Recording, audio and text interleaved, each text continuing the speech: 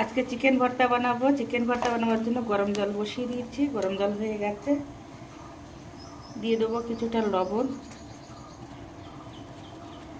হলুদ গুঁড়ো। 15 থেকে 20 মিনিট ভালো করে চিকেনটা সেদ্ধ করে নেব।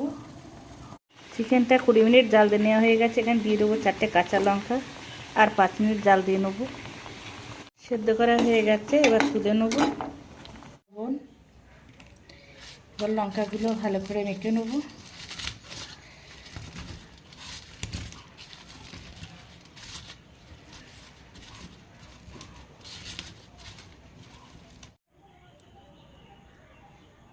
তেল,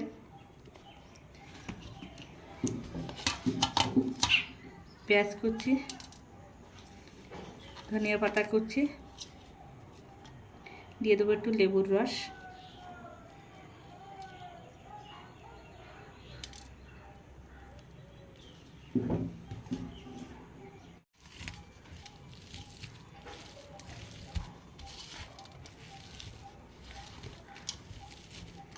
এই মাখাটা খেতে কিন্তু গরম ভাতের সাথে খুবই ভালো লাগে।